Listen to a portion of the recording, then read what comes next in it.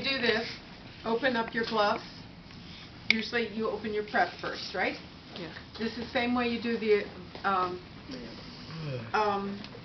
prep, make it accessible to you so you don't have to keep being a contortionist to get to your prep. Okay? Open your prep. And you're going to open glove, correct? Okay, so hopefully you all remember how to open glove.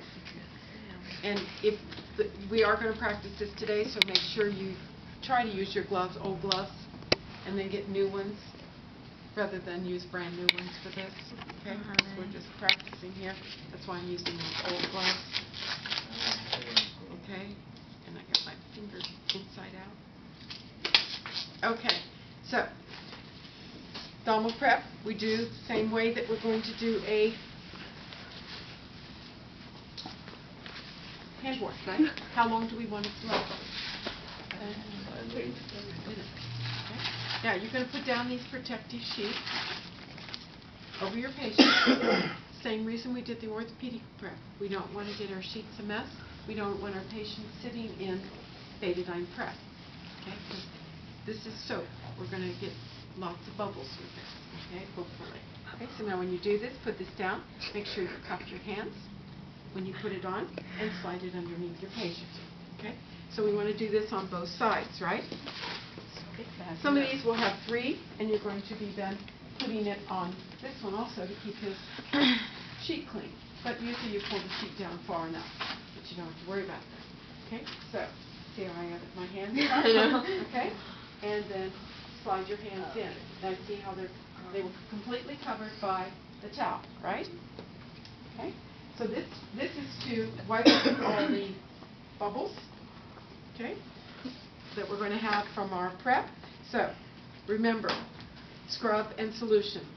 Scrub is what? Scrub has detergent and the betadine. Solution is the paint. Okay. So you take some, and I'm just going to use a little bit. Okay. And solution. You normally would pour the whole thing in there, right? Yeah. You would. Okay. So, but we'll run out if we do that. Right. Wasn't the scrub, didn't we add water to the scrub? Yeah, we did. But this is already diluted. I diluted it last time and it has diluted. Okay. Okay. So, now when we start this, we're going to start with the umbilicus, correct? Correct. Why do we start there? Dirty. It's dirty, so if it's the whole body, right? We would have then taken prep the whole thing, then we would take the dirty and put it on the clean. Okay? Now there's going to be rules and different things you're going to do. Okay? So throw this away, or if I had the wrapper here, I can put that right on the wrapper, the glove wrapper. Put that on the corner. Okay? Okay? And you can use the corner, okay, to put your stuff on, and you're going to see the nurses do that. Okay? Do this. You're going to clean, get all the little grodies out. Okay, and usually it's not around and around, it's up and out, okay, when you do this, okay? Now, there's a couple different ways to do an abdominal prep, okay? The main thing you want to do with this is make sure you never go over, to make sure that you stay in the incision line. Okay? Once you go beyond, you don't come back to the incision line. You either get rid of your sponge or you keep going beyond. Now, there's 2 different ways to do this. Most of the time, what you're going to be doing the incision, you want to stand on the same side of your incision. So if I'm doing an appendix, which side am I standing on? Okay. If I'm doing a spleen, what side am I standing on? Okay. So you need right hernia, right inguinal hernia, right side. Okay. So don't stand opposite of your incision. Now, if they're doing a midline incision, doesn't make any difference, right? Okay. So that's what you could be doing. Okay. So now, when I do the prep, okay, let's say I'm going to be doing a big abdominal incision with this. Okay, so what landmark do I have up the breastbone? The side border. Okay, I know I at least have to go there, and it's usually nipple line.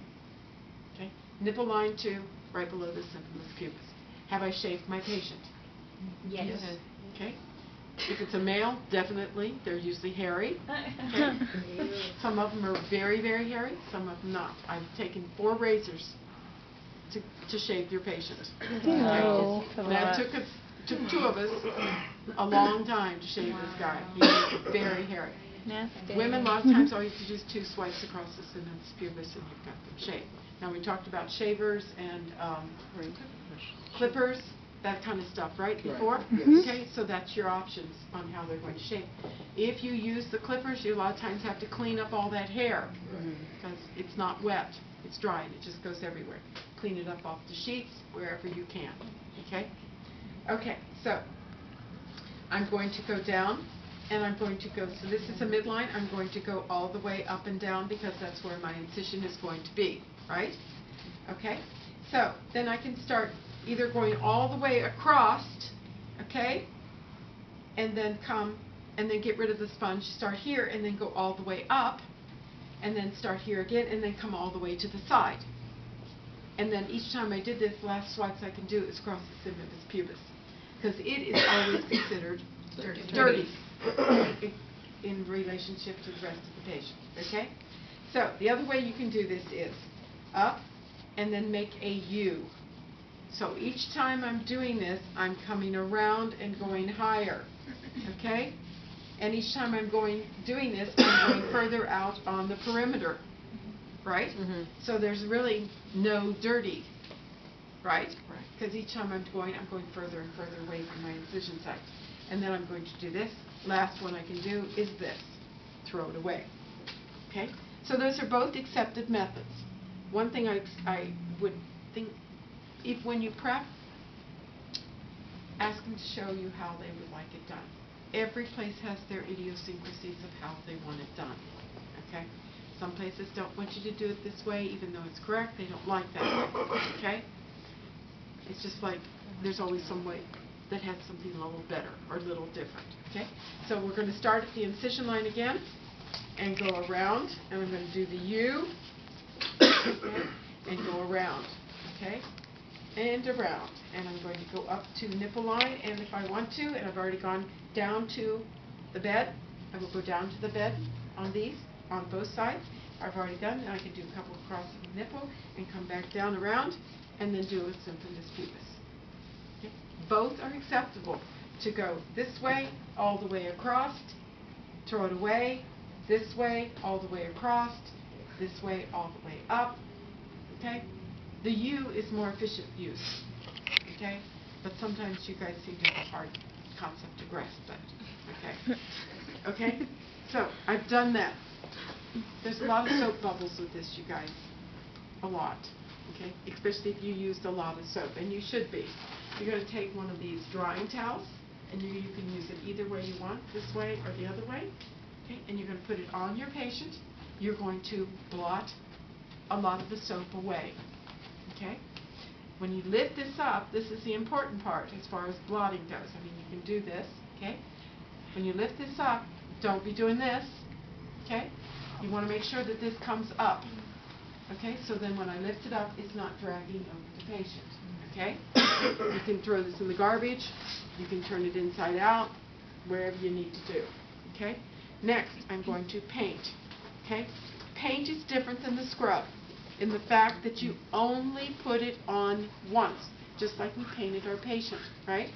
That's all we're going to put it on, okay?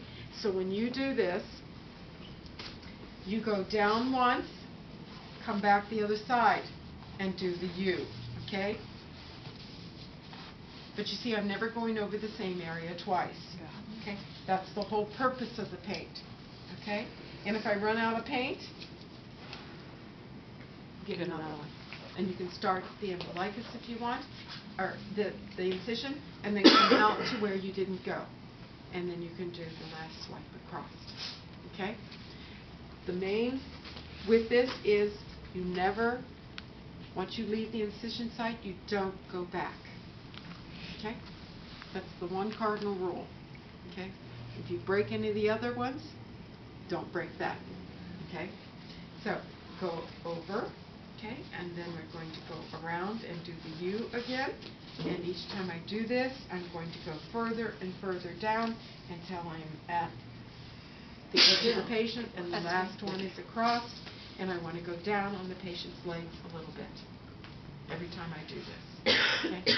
Now, depending on the procedure, how far on the legs you want to go down. Okay? If I'm doing a hernia, I want to do the scrotum and the penis and go further down on the legs. That way, if the hernia goes down into the scrotum, the doctor can get to the scrotum without contaminating it. And you're gonna drape it out also. Okay? So that's why they can get to that. Okay? Remember your inguinal hernia? Okay? Can't go down to the scrotum. Okay? So now I'm done. Now paint needs to set on the skin until it dries, preferably at least 3 minutes. At least 3 minutes, if not longer. It's preferably that it dries on the patient's skin.